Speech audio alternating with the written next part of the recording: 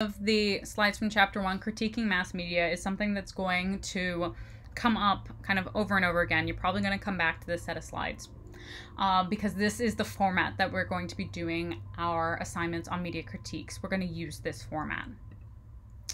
So it's important because we want to be able to understand how people are constructing meaning within our media, and then we can acknowledge how it's being constructed, and we can decide for ourselves whether or not we think it's good or bad, and think about how it's impacting the world. So we want to do this from a kind of a critical vantage point so that we can kind of try to be objective about how the piece of media is relating with society as a whole. And again, it's a back and a forth. And then we can make a judgment about what we think about it.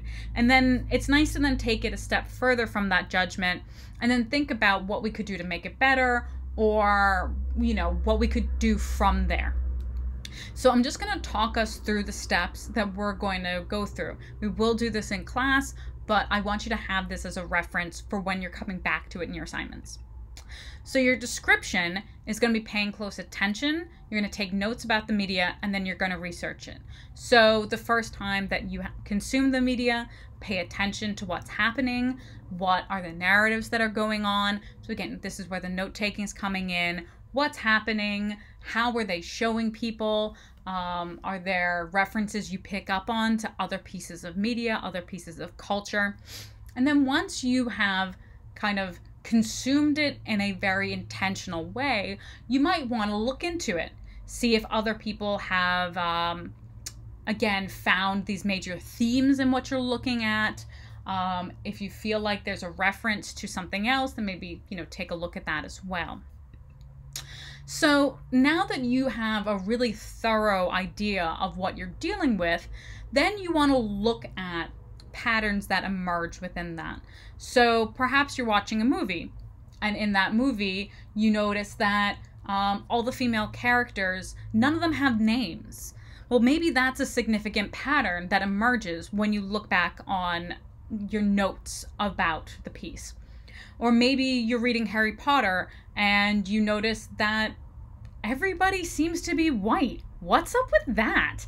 So again, you might notice things that are emerging within your description, and that's going to be your analysis.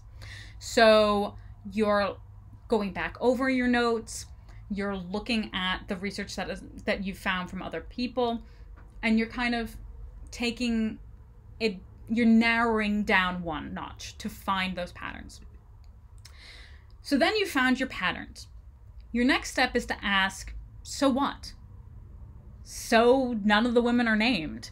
What does that mean? Who cares? Who does, you know, what does that impact? So J.K. Rowling didn't write down whether or not, you know, one of the characters, she doesn't actually list skin tone or kind of cultural background in her descriptions. So what? Well, you can decide for yourself. So maybe it's actually really diverse instead of not diverse at all.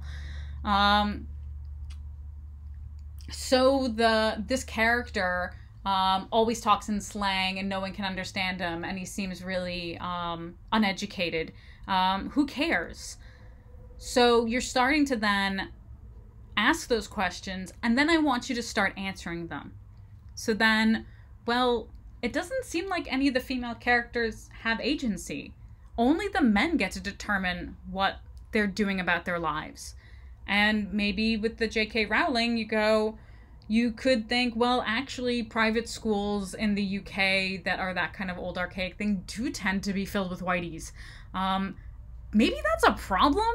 So maybe it's not that, you know, she was wrong in the way she depicted it, but maybe those structures are wrong. Or maybe you think, no, they've actually been pretty diversified now for a long time. Maybe you should have reflected that. Maybe that's a cop-out saying, well, I didn't note anybody's, like, you know, ethnicity. Or maybe you do think that's okay. Maybe you think that it's up to their imagination. So I would like you to then answer that. Then I want you to evaluate it. I want you to come to a judgment about whether or not this piece of media is good, bad, or it's disposable. mediocre is in fact an okay, evaluation to come to. You're like, well, there's good things and there's bad things, and they even each other out. But do you think that, this piece of media out in the culture has a positive effect? Does it have a negative effect? Is it mostly neutral? And in which case, is it worth having something that's mostly neutral out there? Do you think that it's great that we have women having a really sex positive song where they're like, hey, I'm going to talk about sexuality the way that all the guys do?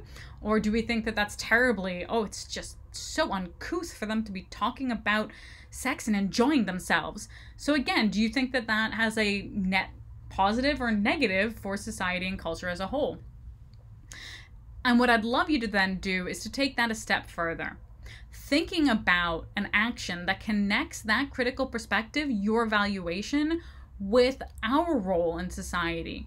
So is this something that you think that something good could be done about it? Do you think that this is something that should be shared really widely? Do you think that perhaps something is an example of where we should be talking about the fact that there needs to be better representation?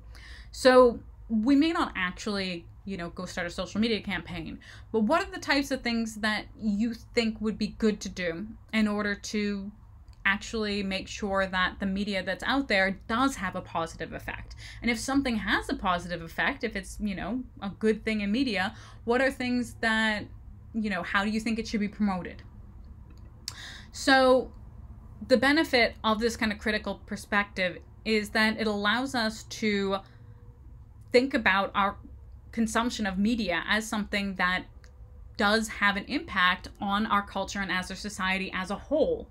It can be a force for good in politics and in democracy, but also just in general in the world around us.